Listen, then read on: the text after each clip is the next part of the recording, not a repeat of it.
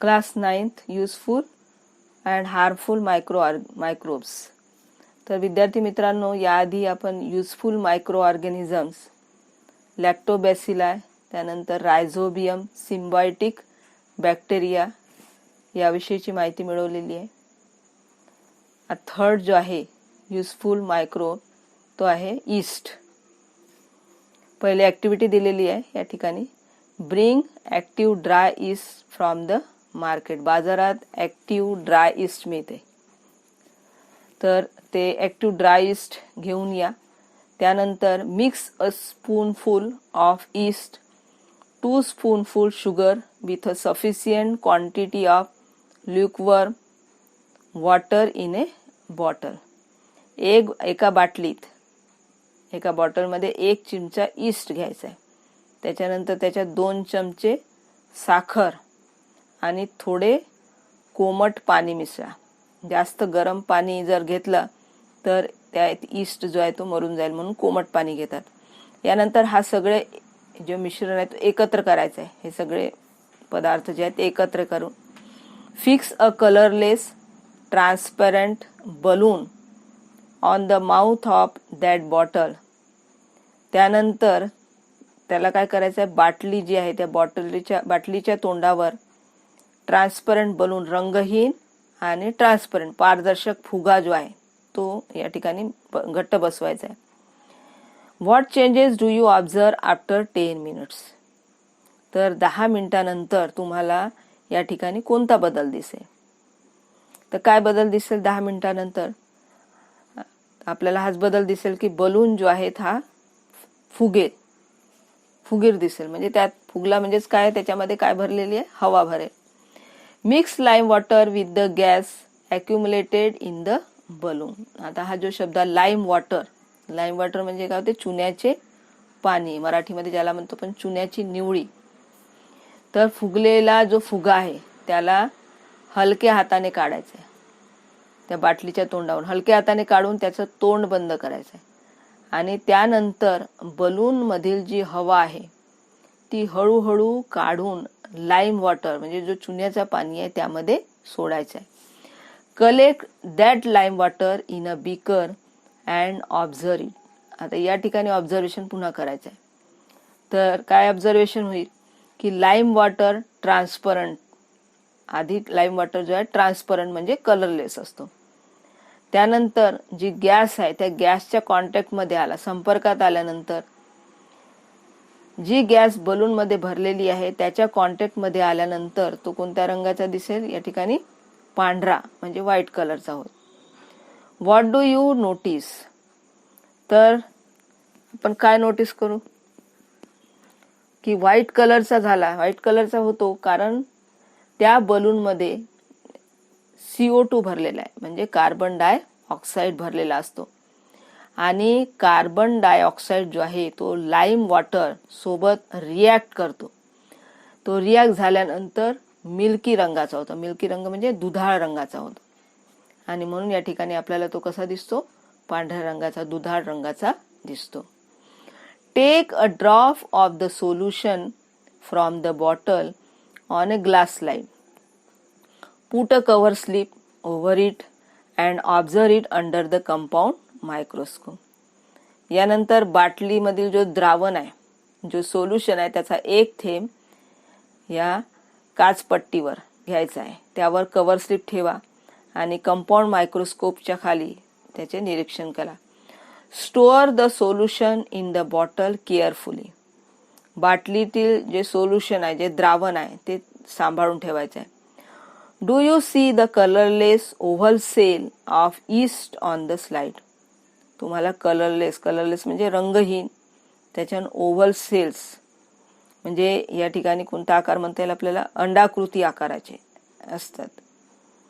Some of those cells may have small round bodies attach to them. तर काही अंडाकृतीचे आकाराचे असतात, तर काहींच्या ज्या शरीरावर या ठिकाणी आकृती जी दाखवलेली आहे 8.3 मध्ये जो पिक्चर दाखवलेला आहे 8.3, त्याप्रमाणे पहा की याच्या शरीरावर छोटे छोटे गोलाकार भाग दिसतात. गोलाकार भाग म्हणजे बल्ज दिसतात वरच्या बाजूला. These are the new daughter cells of yeast in the process of formation. म्हणजे या ठिकाणी काय होईल ते रिप्रोडक्शन करतात. रिप्रोडक्शन म्हणजे प्रजनन करीत आहेत, म्हणजेच आपल्यासारखेच नवीन सेल्स निर्माण करतात. आता ही जी मेथड आहे रिप्रोडक्शनची, दिस मेथड ऑफ असेक्शुअल रिप्रोडक्शन, अलैंगिक प्रजननाची पद्धती आहे, त्याला शब्द आहे इज कॉल्ड बडिंग. म्हणजे या ठिकाणी असेक्शुअल रिप्रोडक्शन काय म्हटलेलं आहे, म्हणजे male gametes and female gametes या ठिकाणी काय होत नाही, एकत्र येत नाही, without male and female gametes formation होत. आणि म्हणून ह्या ठिकाणी कोणती आहे ही असेक्शुअल रिप्रोडक्शन. तर या प्रजनन पद्धतीला बडिंग म्हणतात. बडिंग म्हणजे काय, कलिकायन असे म्हणतात. तर या ठिकाणी बड येतो, जसं दाखवलेलं आहे वरच्या बाजूला बड येतो. बड किंवा काय ज्याला म्हणता येईल मराठीमध्ये आपण फुगीर भाग निर्माण होतो किंवा स्वेलिंग येते. आणि ही जी स्वेलिंग आहे ती हळूहळू काय होते, मोठी होते. स्वेलिंग मोठी होते, त्यानंतर ती मुख्य भागापासून ती स्वेलिंग सेपरेट होते आणि न्यू सेल या ठिकाणी तयार होतो. म्हणजे नवीन पेशीप्रमाणे तो जगत असतो, जीवन जगतो. Yeast is a heterotrophic fungal microbe that grows on carbon compounds. तर ईस्ट जो आहे हा कसा आहे, परपोषी सूक्ष्मजीव आहे. तो कार्बनी पदार्थावर, कार्बन कंपाऊंड्सवर, कार्बनी पदार्थावर वाढणारा कवकवर्गीय सूक्ष्मजीव आहे. Yeast is a unicellular fungus with 1500 different species in existence. तर ईस्ट हा जो एकपेशी आहे, युनिसेल्युलर आहे, त्याच्यानंतर कवक आहे, फंगस आहे, आणि त्याच्या आजपर्यंत वेगवेगळ्या 1500 प्रजाती एक्झिस्टन्स म्हणजे अस्तित्वात आहेत. The yeast cell is a eukaryotic type of cells. ईस्टच्या ज्या पेशी आहेत त्या युकॅरियोटिक, दृश्य केंद्रकीय, म्हणजे त्याच्यात काय ना सेल ऑर्गन्स जे आहेत, सेल ऑर्गन्स हे डेव्हलप असतात. तर हा जो आपण एक्सपेरिमेंट या ठिकाणी केलेला आहे, in the above experiment, yeast grows and multiplies very quickly due to the carbon compounds in the sugar solution. तर हा जो वरील प्रयोग आहे यामध्ये साखरेचा ते अन्न म्हणून वापर करतात. साखर जी आहे त्या साखरेचा अन्न म्हणून उपयोग करतात.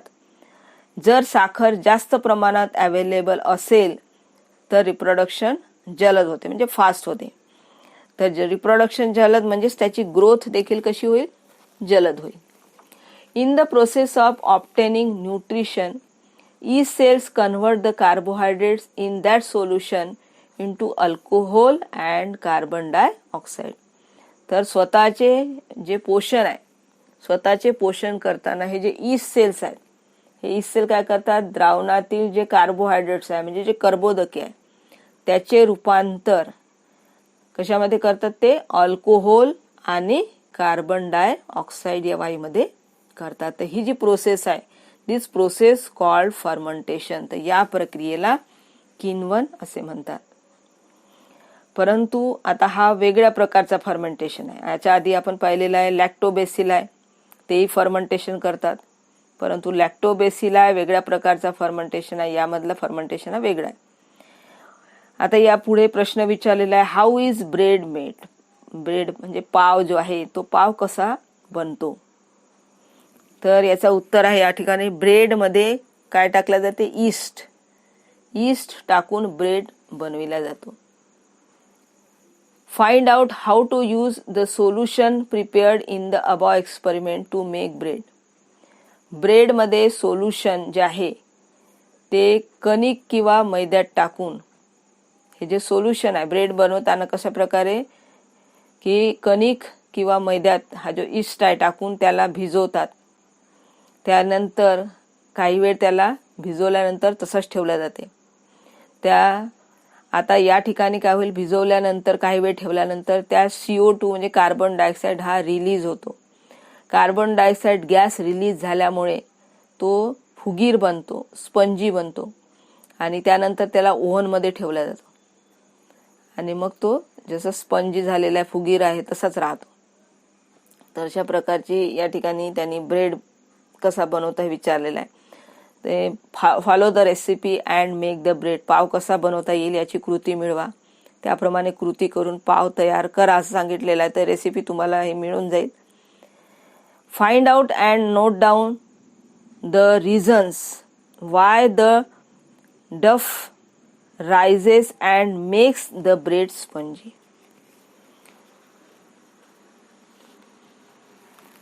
हा पाव जो आहे हा जाळीदार कसा झाला त्याची कारणे शोधा आणि लिहा. तर हे कारण आधीच सांगितलेलं आहे की काय तयार होतं याच्यामध्ये, ईस्टमुळे त्या ठिकाणी भिजवल्यानंतर तो CO2 तयार होतो आणि कार्बन डायऑक्साईडमध्ये तो पाव जो आहे तो फुगीर बनतो, स्पंजी जाळीदार बनतो. तर एवढं लक्षात आलं असेल. पुढचं पाहायचं, do you know often alcohol is produced along with sugar in sugar factories. Page number 91 वर हा प्रश्न विचारला. डू यू नो, साखर कारखान्यासोबत अल्कोहोलचेही उत्पादन केले जाते. हा प्रश्न आहे की साखर कारखाने जे आहेत त्या ठिकाणी अल्कोहोलचेही उत्पादन केले जाते. कारण काय? Molasses is produce from sugar cane juice. की हा जो शुगर केन जो आहे, उसाचा रस, शुगर केन ज्यूस, उसाच्या रसापासून काय निघते? मोलॅसेस निघते. मराठीमध्ये त्याला शब्द आहे मळी असं म्हणतात. तर हा जो मोलॅसेस आहे त्या मोलॅसेसच्या मदतीने काय बनवले जाते? अल्कोहोल बनवले जाते. म्हणजे त्याचं फर्मेंटेशन करून अल्कोहोल तयार केलं जाते. आता यामध्ये it is rich in carbohydrates. तर या तयार करणाऱ्या मोलॅसेसमध्ये यामध्ये कर्बोदके जे आहेत, कार्बोहायड्रेट्स, याचे प्रमाण जास्त असतात, भरपूर प्रमाणात असतात. नंतर molasses is fermented with the help of the yeast called saccharomyces. हा जो मोलॅसिस आहे या मोलॅसिसमध्ये सॅक्रोमायसिस प्रकारचे किण्व मिसळले जाते. सॅक्रोमायसिस किण्व मिसळून त्याच्यानंतर त्याचं फर्मेंटेशन केले जाते.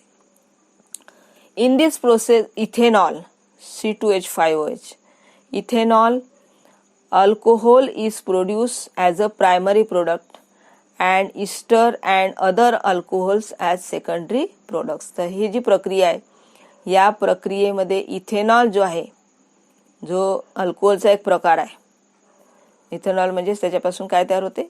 या ठिकाणी मद्य तयार होते. Spirit and other alcohols can be obtain from ethanol. त्यानंतर इथेनॉल जो आहे त्याच्यापासून स्पिरिट, त्यानंतर वेगवेगळ्या प्रकारचे मद्य मिळतात. आणि स्पिरिट माहिती आहे तुम्हाला, स्पिरिटचा उपयोग कुठे केला जातो? तर इंजेक्शन जेव्हा लावले जातात किंवा ब्लड टेस्ट केले जाते त्यानंतर जो कॉटन आपल्याला दिला जातो, जो रक्त निघते त्या कॉटन त्याच्याद्वारे पुसायसाठी, तर त्यामध्ये काय असते? त्याला काय लावले जाते? स्पिरिट असते. Ethanol is also smokeless and high quality fuel. तर इथेनॉल जो आहे हा स्मोकलेस आहे, म्हणजे धूर न सोडणारा. त्याच्यानंतर हाय क्वालिटी, चांगल्या प्रकारचा इंधन देखील आहे. बिसाइड्स मोलॅसेस, मेज, barley and other grains are also used for industrial production of ethanol. मोलॅसेस शिवाय ह्या धान्यांचाही अल्कोहोल प्रोडक्शन मध्ये उपयोग केला जातो. कोणकोणते धान्य आहेत? जसं मका आहे, त्यानंतर बार्ली, जवस ज्याला म्हणतो, आणि इतर जे धान्य आहे त्यांचाही या ठिकाणी अल्कोहोल प्रोडक्शनसाठी वापर केला जातो. Glucose and fructose, the sugars present in grape juice are also fermented with the help of yeast to produce the alcohol which is used for making wines.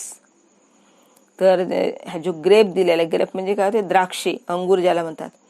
तर जे द्राक्षे आहे त्या द्राक्षाच्या ज्यूसमध्ये, त्याच्या रसात काय असते? ग्लुकोज आणि फ्रुक्टोज ही शर्करा असते. तर याचे फर्मेंटेशन करतात आणि त्याचं फर्मेंटेशन करून पुन्हा काय बनवलं जाते? अल्कोहोल बनवलं जाते. त्याला वाईन म्हणतात. Use your brain power. First question विचारलेला आहे त्याच्यामध्ये.